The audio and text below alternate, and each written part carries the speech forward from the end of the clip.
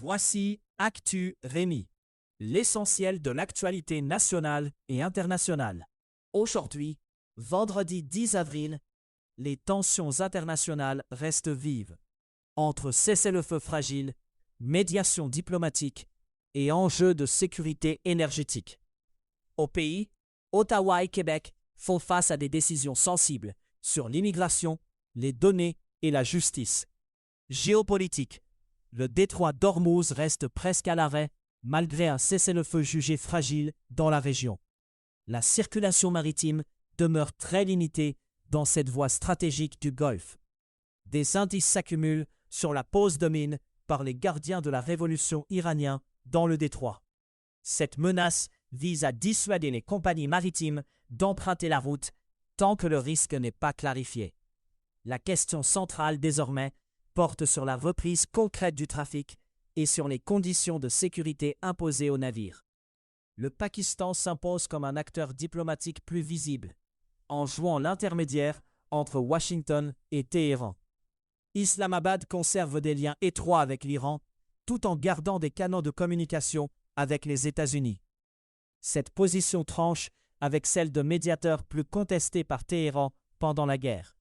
Le rôle du Pakistan repose sur sa capacité à parler aux deux capitales sans rompre publiquement avec l'une ou l'autre. En Europe de l'Est, Vladimir Poutine annonce un cessez-le-feu de 32 heures en Ukraine pour Pâques orthodoxe. La trêve doit commencer à 16 heures samedi et durer jusqu'à la fin de la journée de dimanche. Le Kremlin parle d'un arrêt des actions militaires dans toutes les directions pendant cette période. Moscou dit s'attendre à ce que l'Ukraine suive l'exemple pendant cette fenêtre de 32 heures. Volodymyr Zelensky indique que l'Ukraine agira en conséquence durant la trêve annoncée. Toujours en Ukraine, l'armée fait face à un problème grandissant de désertion dans ses rangs. Des estimations évoquent jusqu'à 150 000 militaires manquant à l'appel dans leurs unités. Des soldats décrivent une fatigue liée à de longues périodes de déploiement. D'autres disent leur colère devant des ordres perçus comme des missions suicides. La mobilisation forcée alimente aussi le mécontentement, selon plusieurs témoignages. Un jeune soldat raconte avoir été poussé au-delà de son point de rupture.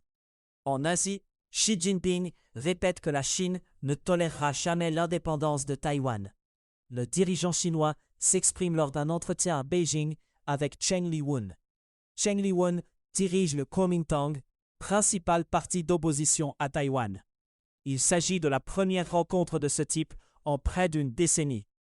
La visite officielle suscite une controverse sur l'île, alors que Pékin revendique Taïwan comme son territoire. Xi Jinping affiche sa confiance dans l'unité Chine-Taïwan lors de cet échange politique. Canada. Le ministère de l'Immigration informe environ 30 000 demandeurs qu'ils pourraient être inadmissibles à une audience en matière de réfugiés. Le ministère envoie des lettres à des demandeurs d'asile pour les prévenir de cette possible inéligibilité. Dans certains cas, la lettre indique aussi qu'ils devraient quitter le pays immédiatement. Cette démarche touche des dizaines de milliers de dossiers au moment où le système d'asile reste sous pression. Le dossier des avions de chasse se précise avec une offensive de Saab sur la question des données sensibles. L'entreprise propose un centre de données souverain basé à Montréal. Saab veut convaincre Ottawa, donc, que les données critiques de mission resteraient hors de portée américaine. L'argument vise directement le modèle du F-35 de Lockheed Martin. La proposition s'inscrit dans une inquiétude croissante sur le contrôle des données, l'intelligence artificielle et la dépendance stratégique. Au Québec, le ministre de la Cybersécurité et du Numérique, Éric Bélanger, juge que les données de santé ne sont pas en sécurité. Il affirme que le dossier santé numérique n'est pas mûr pour l'échéance du 9 mai. Le ministre remet ainsi en question la capacité du système à protéger adéquatement des informations médicales sensibles. Le gouvernement se retrouve face à un choix entre déploiement rapide et garantie renforcée de cybersécurité. Québec annonce aussi avoir repris le contrôle en francisation, avec une baisse marquée de la liste d'attente. La file serait passée d'environ 33 000 personnes à 6 000 inscrites en un an. Le gouvernement met de l'avant cette diminution comme un signe de rattrapage dans l'accès aux cours. La francisation demeure un enjeu central pour l'intégration, notamment pour les nouveaux arrivants. Dans le système judiciaire québécois, un juge reproche au directeur des poursuites criminelles et pénales certaines pratiques sur les peines. Le magistrat critique des procureurs de la Couronne de Montréal. Il affirme qu'ils réduisent régulièrement les peines suggérées à des délinquants non citoyens. Le but serait d'éviter leur expulsion du pays, selon le juge. Le tribunal parle d'une pratique mal avisée, créant un régime distinct pour les non-citoyens. Science. Une étude décrit des chimpanzés sauvages observés dans ce qui ressemble à une guerre civile entre deux groupes. Les observations viennent de la communauté de chimpanzés de Ngogo, en Ouganda. Le terrain se situe dans le parc national de Kibale. Des attaques coordonnées entre groupes ont été documentées. C'est présenté comme un cas rare. Un épisode marquant survient lors d'une journée de juin 2015, pendant une phase d'observation sur le terrain. Des chimpanzés montrent alors des comportements nerveux, avec des grimaces et des contacts physiques de réassurance. Leur réaction évoque une rencontre avec des étrangers, plutôt qu'avec des membres proches de leur propre communauté. Climat. L'Argentine approuve une réforme liée à l'exploitation minière dans les zones de glaciers et de pergélisol, malgré des protestations. Le Congrès valide un projet porté par le président Javier Milei. Le texte modifie la loi sur les glaciers, déjà approuvée par le Sénat en février. La réforme facilite l'extraction de métaux comme le cuivre, le lithium et l'argent dans les Andes, y compris en zone sensible. Le cyclone tropical violent, Maïla, frappe les îles Salomon avec des vents soutenus de 115 000 à l'heure. Les rafales atteignent jusqu'à 160 000 à l'heure selon les mesures disponibles. Le système, dans la mer des Salomon, est décrit comme le cyclone le plus puissant observé aussi au nord dans ce secteur. Des dégâts importants touchent notamment les provinces de Western, Choiseul et Isabelle, avec des impacts sur des écoles et des cliniques. Monde. Au Venezuela, des députés approuvent une vaste loi minière pour attirer des investisseurs étrangers jugés méfiants. Le texte encadre les droits miniers et définit des catégories de projets, du petit au grand gabarit. La loi prévoit aussi un mécanisme d'arbitrage indépendant pour les litiges. Cet élément est perçu comme un garde-fou contre la saisie d'actifs par l'État. Caracas cherche ainsi à rendre le secteur minier plus prévisible pour les capitaux étrangers. Les relations entre Cuba, les États-Unis et plusieurs pays d'Amérique latine se tendent autour des missions médicales cubaines. Cuba accuse Washington de faire pression pour couper les liens avec le programme de médecins envoyés à l'étranger. Le ministre cubain des Affaires étrangères, Bruno Rodriguez, parle d'extorsion exercée sur des pays latino-américains.